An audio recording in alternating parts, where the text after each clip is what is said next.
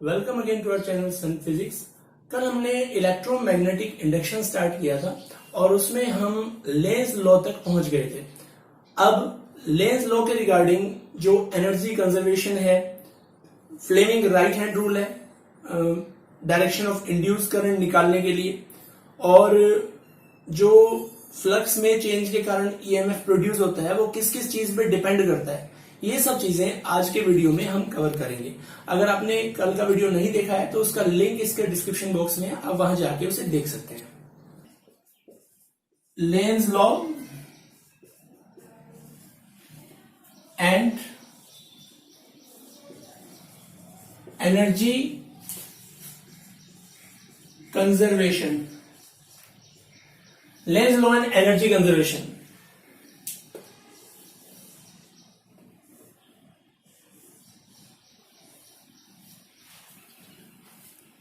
क्या था, हमने पढ़ा था अगर ये नॉर्थ पोल है मैग्नेट का और ये साउथ पोल है और हम इसको इधर लेके जाते हैं तो क्या होता है, इसमें करंट प्रोड्यूस हो जाता है। ये नॉर्थ पोल बन जाता है और नॉर्थ नॉर्थ को रिपेल करता है और इसमें करंट आता है इस डायरेक्शन में। ये हमने लेंज लॉ में पढ़ा था।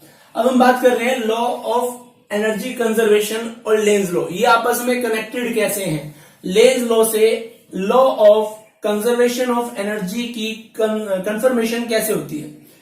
देखिए, हमने इस मैग्नेट को यहां मूव किया, नॉर्थ पोल बन गया।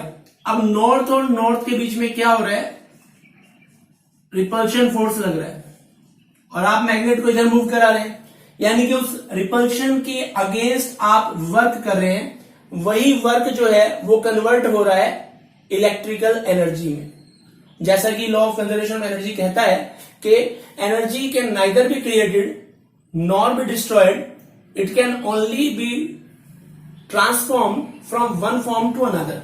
तो यहां पे भी क्या हो रहा है, जो आपने वर्क किया किसके अगेंस्ट, इस नॉर्थ पोल और इस नॉर्थ पोल के रिपल्शन के अगेंस्ट, वो इसकी इलेक्ट्रिकल एनर्जी के रूप में कन्वर्ट हो जाता है। आप इसे रिटन फॉर्म में भी लिख सकते हैं। The work done in moving a bar magnet towards the coil against attraction or repulsion of magnetic force is converted to electrical energy। क्या मतलब हुआ इसका, जैसे मैंने अभी रिपल्शन का तो केस आपको बताया है। नॉर्थ आप इधर करेंगे, ये नॉर्थ बन जाएगा, नॉर्थ नॉर्थ में रिपल्शन होगा, तो उस रिपल्शन फोर्स के अगेंस्ट हम वर्क कर रहे हैं, वो इसमें करंट फ्लो करा रहा है, यानी कि इलेक्ट्रिकल एनर्जी के रूप में स्टोर हो रहा है। अब अगर मैं इसको दूर लेके जाता हूं तो क्या होगा, नॉर्थ दूर जा रहा है तो ये क्या बन जाएगा, साउथ। साउथ मतलब इसमें करंट की डायरेक्शन क्या हो जाएगी, क्लॉकवाइज हो जाएगी। तो साउथ क्या कर रहा है, नॉर्थ को अट्रैक्ट कर रहा है। उस अट्रैक्शन के अगेंस्ट आप वर्क कर रहे हो क्योंकि मैग्नेट को दूर लेके जा रहे हो, जो किसमें कन्वर्ट हो रहा है, इलेक्ट्रिकल एनर्जी के रूप में कन्वर्ट हो रहा है। तो यानी कि the work done in moving a bar magnet towards the coil against attraction or repulsion of magnetic force is converted to electrical energy। तो यहां से लेंज लॉ से एनर्जी कंजर्वेशन भी वेरीफाई हो जाता है। Means right hand rule. This rule is used to find the direction of induced current in a circuit।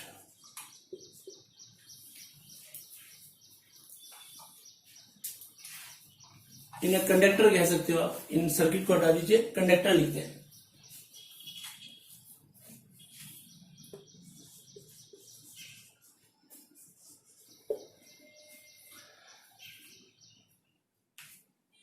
देखिए क्या है फ्लेमिंग लेफ्ट हैंड रूल।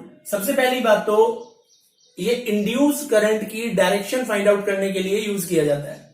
और इंड्यूस करंट कब पैदा होगा? जब फ्लक्स में चेंज होगा, यानी कि उस कंडक्टर का मूव करना जरूरी है। जब कंडक्टर मूव करेगा तो फ्लक्स में चेंज आएगा, जिसकी वजह से इंड्यूस्ड ईएमएफ प्रोड्यूस होगा, क्योंकि इलेक्ट्रोमैग्नेटिक इंडक्शन एग्जीक्यूट हो रहा होगा। और उसके साथ ही अगर आपका सर्किट क्लोज हो जाता है तो उसमें करंट भी फ्लो होने लग जाता है। If we stretch our right hand such that our thumb, first finger and middle finger become perpendicular to each other, तीनों चीजें आपस में परपेंडिकुलर हो जाए, देखो, and first finger shows the direction of magnetic induction, thumb shows the direction of motion of conductor, then middle finger will point the direction of induced current in the conductor। ठीक है, एक बार फिर से देखिए, thumb जो है वो magnetic induction की डायरेक्शन में होना चाहिए, sorry, first finger magnetic induction की डायरेक्शन में होनी चाहिए। थंब जो है वो जो कंडक्टर को हम मूव करा रहे हैं, जिसमें इंड्यूस करंट प्रोड्यूस होगा, उसकी मोशन की डायरेक्शन को रिप्रेजेंट करे। तो ये जो मिडिल फिंगर है ये उस कंडक्टर के अंदर जो इंड्यूस करंट होगा उसकी डायरेक्शन को शो करेगा। ये है Fleming right hand rule. Students generally Fleming left hand rule में और राइट हैंड रूल में कंफ्यूज हो जाते हैं। Let me remind you, Fleming left hand rule किस बारे में था? उसमें ये मैग्नेटिक इंडक्शन था, ये करंट था और ये फोर्स था। यानी कि अगर कोई current carrying conductor magnetic field में रखा जाता है तो उस पर कितना फोर्स, किस डायरेक्शन में फोर्स लगता है, उसके लिए फ्लेमिंग लेफ्ट हैंड रूल है। और फ्लेमिंग राइट हैंड रूल जो है, जब एक मैग्नेटिक फील्ड के अंदर कोई कंडक्टर मूव कराया जाता है तो उस पर जो इंड्यूस करंट होगा वो किस डायरेक्शन में होगा, ये उसके लिए है। तो इस चीज को आप दिमाग में रखें ताकि कोई कंफ्यूजन ना हो। अब है various method of producing induced EMF, यानी कि इंड्यूस्ड ईएमएफ प्रोड्यूस करने के जो अलग अलग तरीके हैं। सबसे पहले आप ये समझिए कि इंड्यूस्ड ईएमएफ का फॉर्मूला होता है माइनस d∅/dt। क्लियर?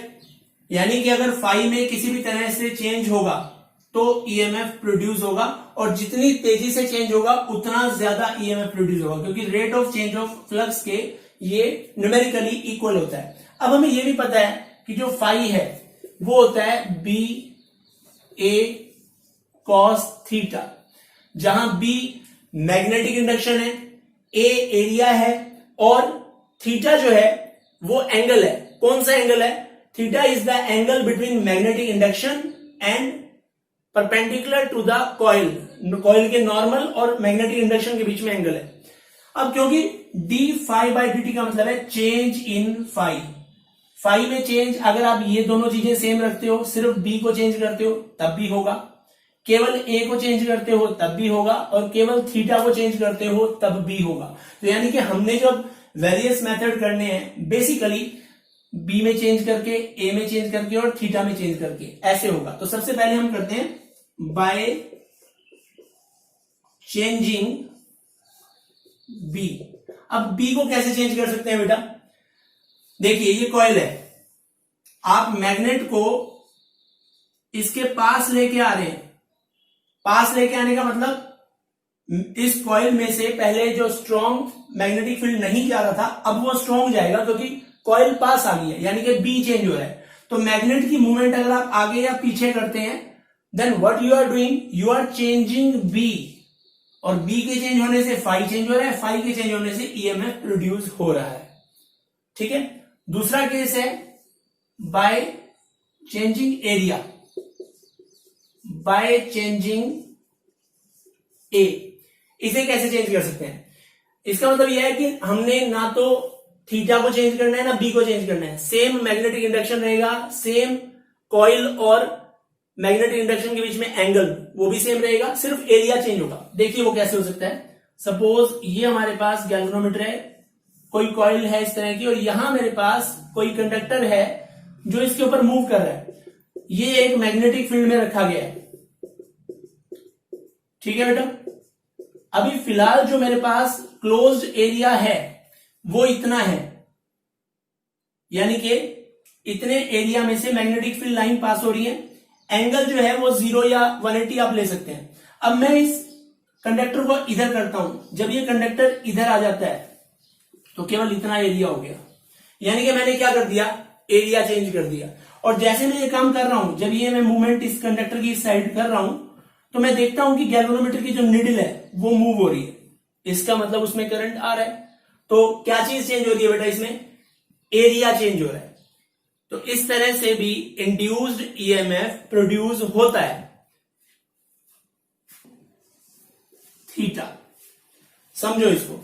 सपोज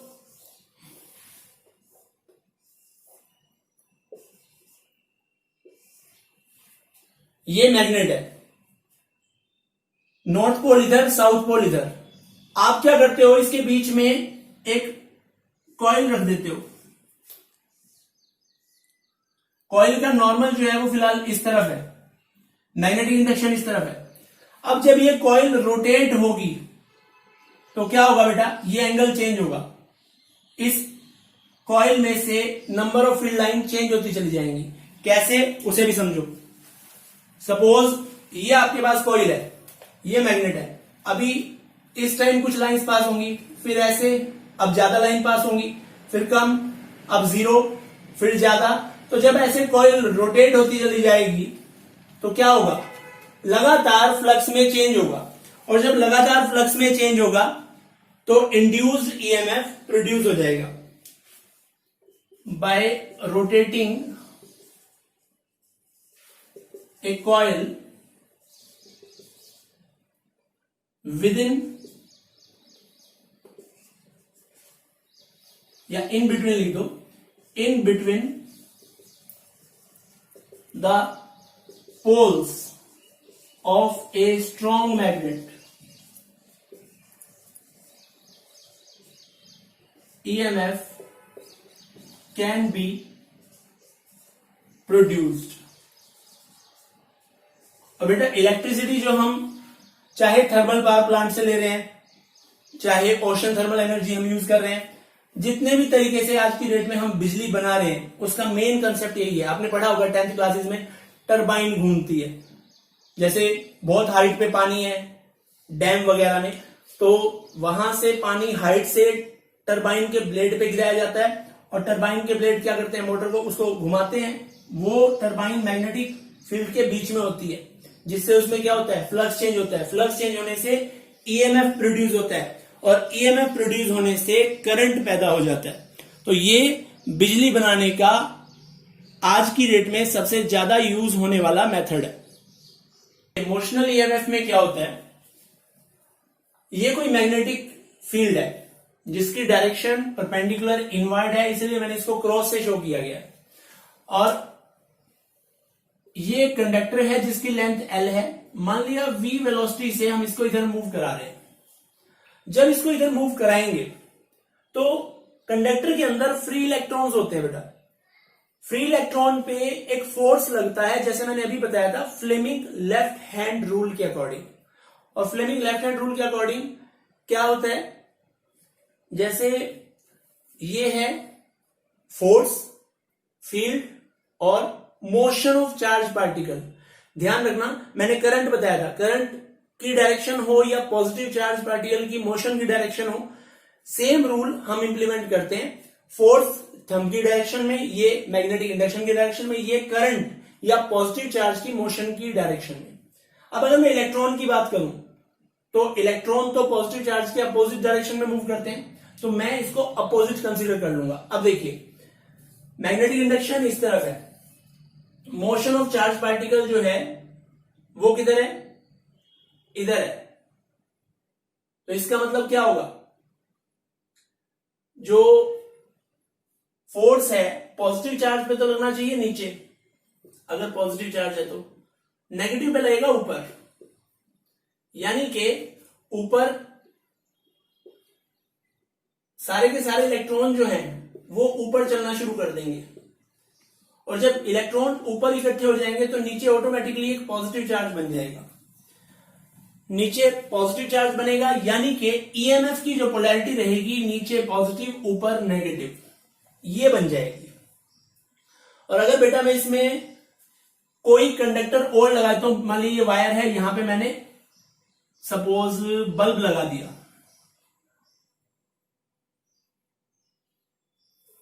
तो इसकी वजह से करंट फ्लो होने लगेगा, उसकी डायरेक्शन क्या रहेगी, पॉजिटिव से इधर चलो, ऐसे ऐसे, ये करंट की डायरेक्शन रहेगी।